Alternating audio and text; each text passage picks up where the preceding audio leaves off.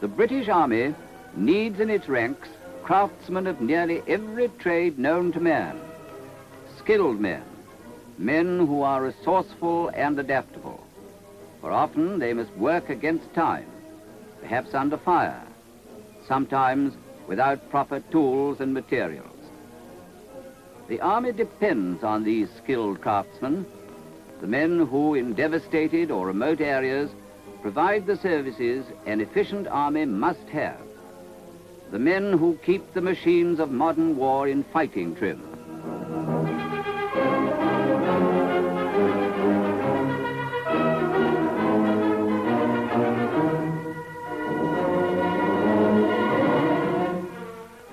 Above all, the Army relies on the men who lead its craftsmen, the technical officers, warrant officers, and NCOs who are themselves skilled craftsmen and leaders as well. How can the Army ensure a steady supply of such men? It's done like this.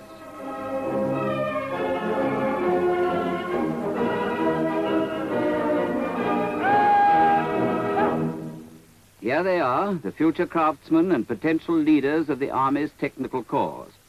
Boys of 15 upwards, starting their career at one of the Army Apprentices schools. Army Apprentices School. These 3 words on his shoulder are a good description of the life a boy leads here. By the left, think fast. First, it's an Army Apprentices School. The boys are called apprentice tradesmen, but they're obviously soldiers too, and good ones, proud of their uniform and themselves.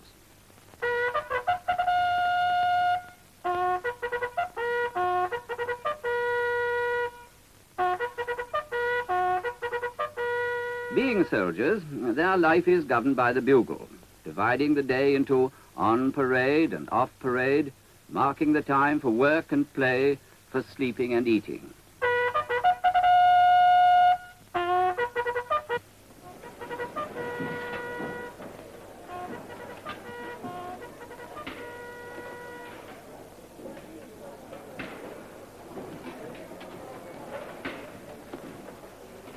Messing is on normal Army lines, but with this difference.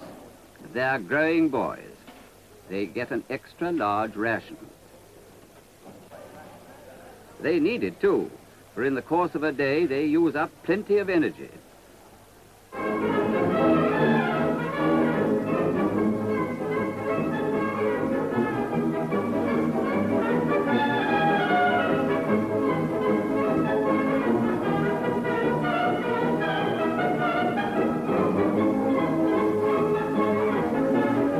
Besides physical training to develop growing bodies, there's a full range of games and athletics with good coaching to develop a boy's talents.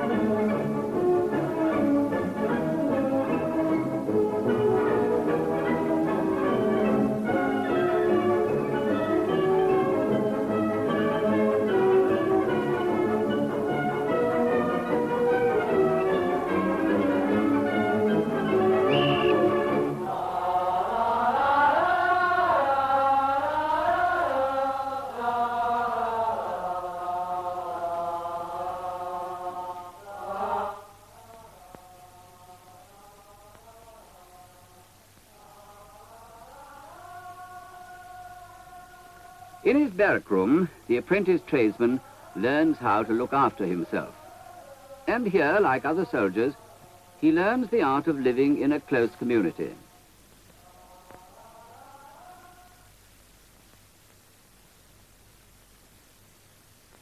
He gets paid for his labors on a rising scale according to his age and length of service. Board, lodging and clothing are all found, and he gets a ration allowance when he goes home on leave.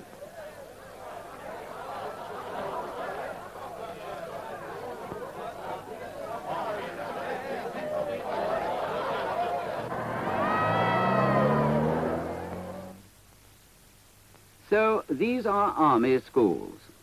But now it's time to take a closer look at that second word, apprentices. It describes the largest part of a boy's life at these schools, for over half his working hours are spent in acquiring skill at his trade.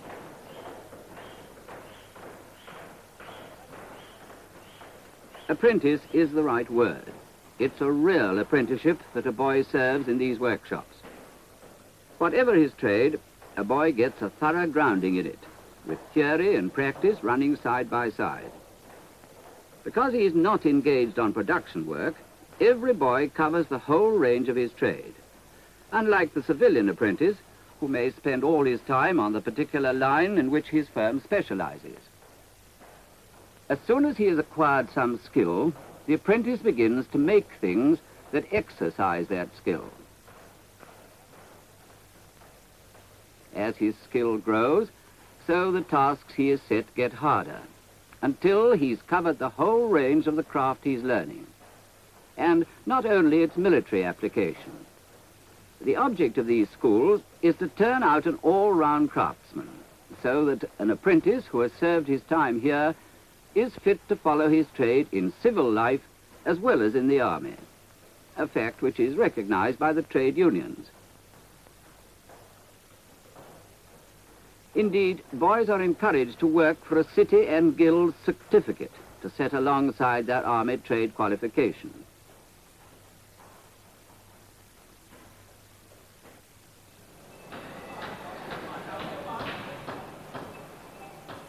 In one sense, the army tradesman has to be an even finer craftsman than his opposite number in civilian life, because of the difficult conditions under which he may have to work.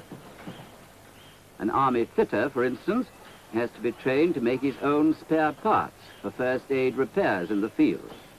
So he spends a long time learning to use his hand tools to the best advantage.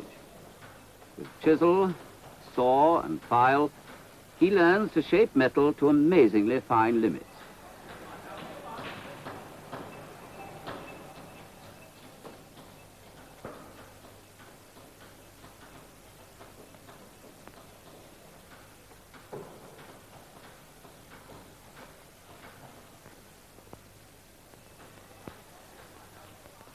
Apprentices, of course, learn to use the machines appropriate to their trade, for the army uses machine tools wherever possible.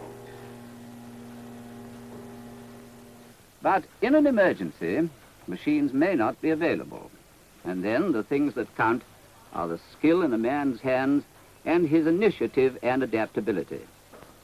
So apprentice fitters are taught to make the tools of their trade, and if they're well enough made, they're allowed to keep them. Boys are allotted trades according to their own choice and aptitude, but the Army's needs must count too. For example, the Army needs plenty of these vehicle mechanics, far more than it needs, say, plumbers. Still, the range of trades is very wide, and it's always possible to fit a boy into a trade for which he's suited.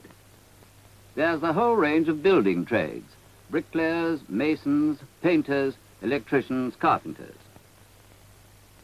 There are other basic manual trades, such as welders, sheet metal workers, and blacksmiths.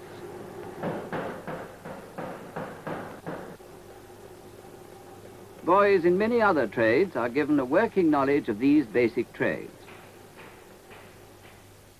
For the boy who can work on a smaller scale and to finer limits, there are trades like the armourers. The armourer is responsible for the maintenance and repair of arms.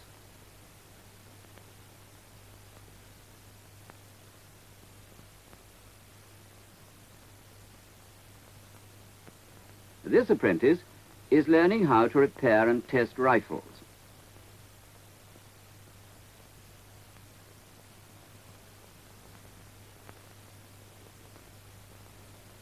His work is carefully inspected and checked by his instructor.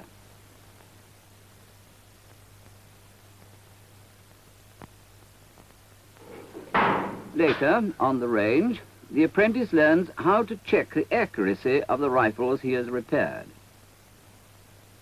When he passes out from the school, this boy may go to a unit as a regimental armourer.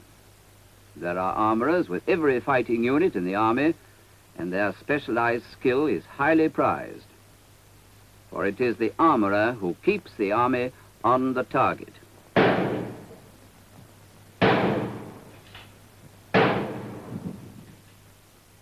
The instrument mechanic is very much a jack of all trades, but he has to be master of them too. On the mechanical side, his work is much the same as a fitter's, though on a smaller scale.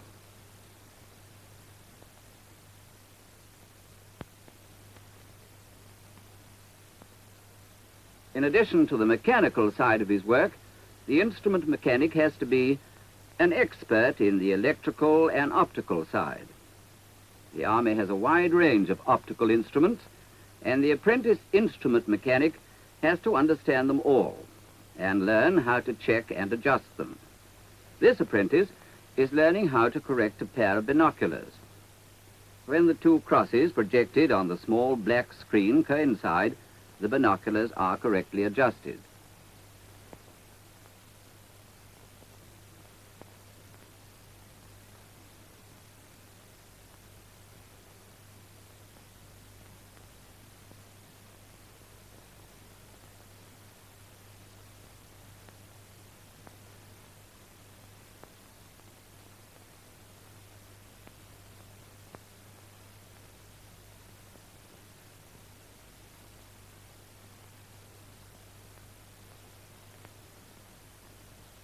For the boy with a good head for figures, there are the more theoretical trades, like survey, which is concerned with the preparation of the Army's maps.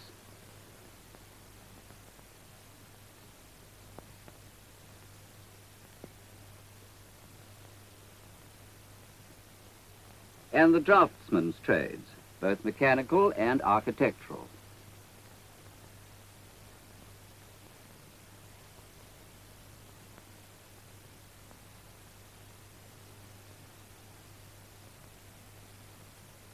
Lastly, there are the electrical trades. There's the Royal Engineer electrician, who deals with permanent lighting and power supply.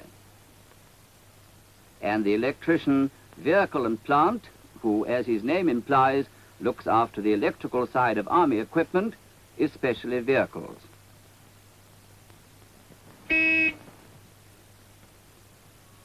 Related to the electrical trades are the signals and telecommunications trades.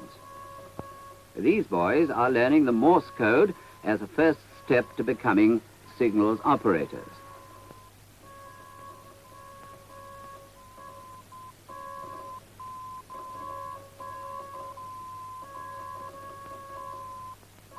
Here, under field conditions, more advanced apprentices are practicing communications over a 53 wireless set. 4, 1, 2 volt. Figures 7.5 ampere hour capacity. Break. Date, time of origin. Figures 0, 2, 1, 4, 4, 5. Able. Over. Hello, King Baker Mike. Roger. Out. King Baker Mike. Priority formal message for you. Over. Included in the signals trades are the signals mechanics. Apprentices to this trade must learn, among other things, to operate and maintain teleprinters, intricate machines which transmit type over hundreds of miles. They need careful adjustment if messages are to be sent and received correctly.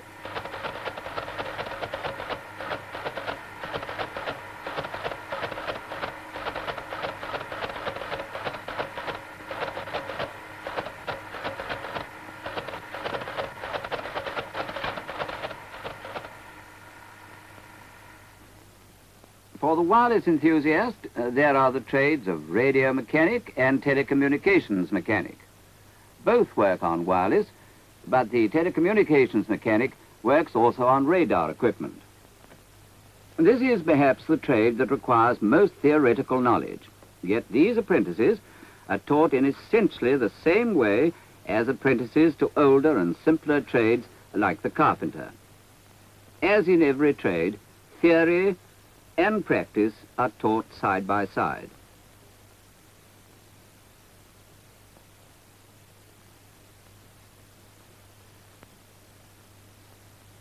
At each stage, a boy's initiative and adaptability are being steadily developed.